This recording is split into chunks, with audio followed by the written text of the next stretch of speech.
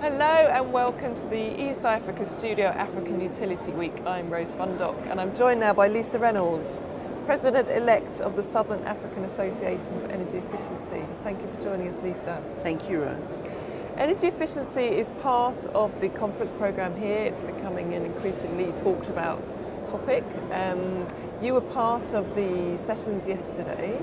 Can you just recap on the kind of conversation that was coming out of that conference room?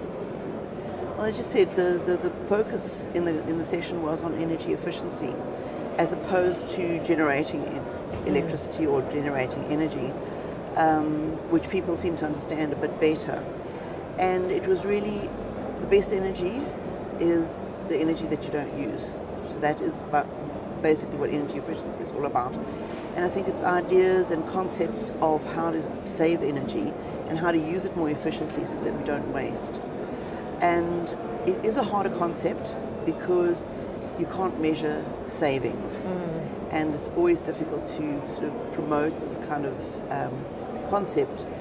Whenever there's load shedding, people always think about generating more. Not that if we save it, we probably would not have the load shedding to start with. Yeah, and then the Minister of Energy was here yesterday, Yes. Tina Joemat-Pettersson, and she said exactly that. When they have load shedding, South Africans expect more energy as opposed to thinking, how can I save? Yeah. So what kind of things are you doing as an association to take people on that journey? We are doing a lot of things. So on my side, I work mainly with standards. So I presented yesterday as well on a case study that we have done at Saint-Gobain, the company I work for, and on our implementation of ISO 50001, which is the energy management standard. And there was quite a few case studies, very, very good energy saved, good results. So we're promoting that. We're also involved with the MNV standards, measurement and verification standards, and the measurement, verification, accreditation of people, and that obviously supports the Tax 12I, Tax 12L incentives for energy efficiency. And I am also involved in the energy efficiency standards for buildings, including the energy performance certificates, which is going to be the labelling of buildings. So similar to the appliance labelling. Obviously we had the launch yesterday of the energy efficiency labels for appliances, which is now compulsory. Yes. So are we moving in the same way for buildings? Yes. So the government will mandate that all public buildings will have to have an energy performance certificate. It looks very similar to the energy appliance label. Okay. You'll get a A to G rating, and with the view that once we've got all the information of where the government buildings lie, efficiency and energy-wise, then they will then try and get all buildings into a certain level and a certain label. And so it's a good start, it's a good move. So we're looking after the shell of the building as well as the appliances that you put inside the buildings. Okay. So what are the quick wins to reduce your energy consumption within a building? Well, the quick wins is really to look at not having to heat or cool, looking at the comfort of your building. So the more you can work on the building shell and the comfort levels within your building, obviously lighting, heat and cold ingress or egress, then you don't have the need for putting a heater on or putting an aircon on. So the more comfortable your building is, the less likely you are to turn something on. And that's really where we look at is to improve the building shell.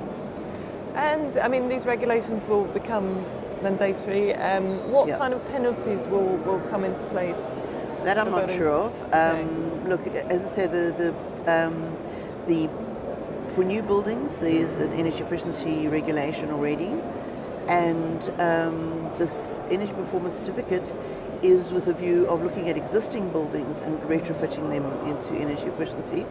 And as I said, at first it'll just be the government buildings that have been mandated, but obviously the push is to try and get people to, have these energy performance certificates in their buildings, and doing it because it makes business sense. Yeah, I understand that the government's the seventh biggest landlord in Yes, South absolutely. Africa. So I Now suppose it's a there's good place something like to start. 85 million square meters Okay. of floor area of government buildings in our country. So I think if they show the way, it Yeah. will be really, really good for the rest of us. What types of new technologies or systems are you seeing that you're quite excited about, that you'd like to try and apply in South Africa? Well, look, my speciality is obviously building materials, so I push strongly on insulation, because I think the less you have to turn things on and off, because the biggest energy saver is people's habits, changing people's habits.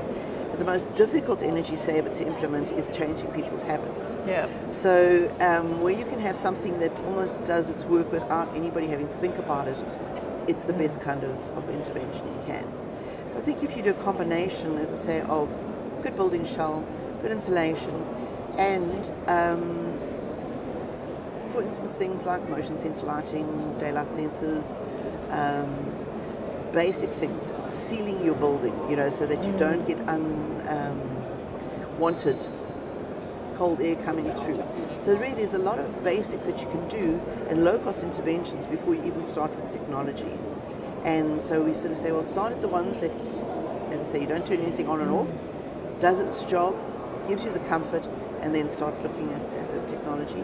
And obviously, I do believe in renewables. I think, solar water heating, it's also, we'd be crazy to waste this beautiful energy we have from the sun. Yeah, absolutely. So what incentives will there be for for building managers? Will there be any kind of discounts if you put in? Well, look, there is the tax incentive, the tax 12L, and at its current level, it does make financial sense for buildings to put in energy efficiency and claim the tax rebate. But it's also a bottom line thing, is that if you save energy, you save money. And the question that I always ask, it's not necessarily what is the cost of energy, but what's the cost to you of not having energy. So it's a question of, if you save, energy security is higher, and then that's a saving in itself. Because we're too quick to put on generators, and besides the cost of running the generators, the pollution. And I think it's really, it does make business sense. It's not just about saving the planet and hugging trees, it's about bottom line stuff. Yeah, and that's the kind of angle that you use to promote. Yeah. I mean, are there sort of set targets? The government buildings, will they be aiming for a set target? Yes, it's in the National Energy Efficiency Strategy, and they're looking at a 15% saving on commercial buildings. So and do you there's feel a set that's target. Realistic? Yes, I think it's quite achievable, and I think it just takes the will, and I believe that the will has been shown, and it's achievable. Okay. So if one of our viewers is a building manager and they want to kind of save money, what's the best kind of way to approach it? Does it involve quite a lot of planning, or is it something you can just kind of get started? I think it's just what you get started with, and I think you need to analyze it, because again, you don't have to do the whole building all at once. For instance, if you want to look at a more efficient aircon system, do it at the time that you're going to do maintenance or you're going to do replacement.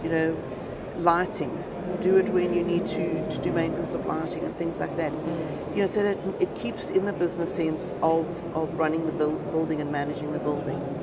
And sort of do a building audit, an energy audit on your building, and you can see what's the best bang for buck, and go through it. And the beauty of it is that you go through a list and you go down the list of diminishing returns, but with the increase in energy prices, the diminishing returns get less diminishing as you go along.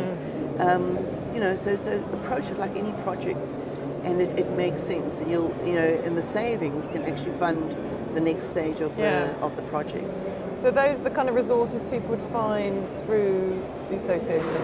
Yes, absolutely. If the questions asked, they need to contact the SAEE, and this is the kind of information that we will and you obviously represent the whole of Southern Africa. Yes. Which country's kind of leading the way in energy management? Well, South Africa, I have to say. But I think there's a lot of interest expressed from the countries.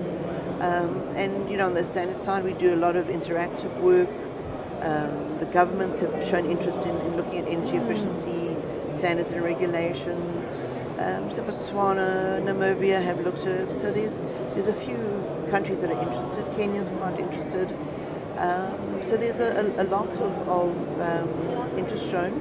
There's quite a few green building councils that have been formed in Africa as well, which is also an indication of interest in not just energy, but actually the whole green program.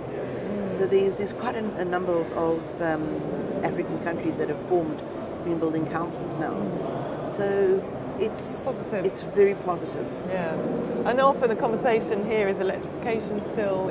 Why you're asking people to be energy efficient when they haven't actually got a steady power supply, but yes, it should all be part of the conversation. Absolutely, and the thing is, sometimes it transcends just about energy. So if you look at affordable housing, the more energy efficient you make it, the more comfortable you make it, and it's got a knock-on health effect.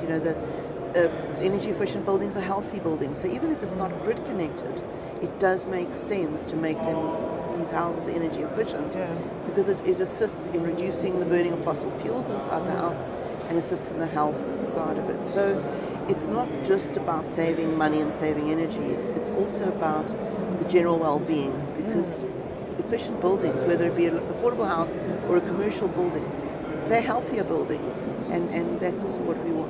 Want more productive buildings as well. So a real holistic approach. Absolutely, and because again, if we save on the health side of making inefficient energy buildings efficient, it's got a knock-on effect on the amount of money we spend on healthcare. And I mean, respiratory diseases are one of the main causes of illness in our country. So I have a holistic approach of everything. So I believe that, it just makes sense. Yeah. Thank you, Lisa. Thank you for your time, for sharing those thoughts today. Thank you very much for the opportunity. Thank you for joining us.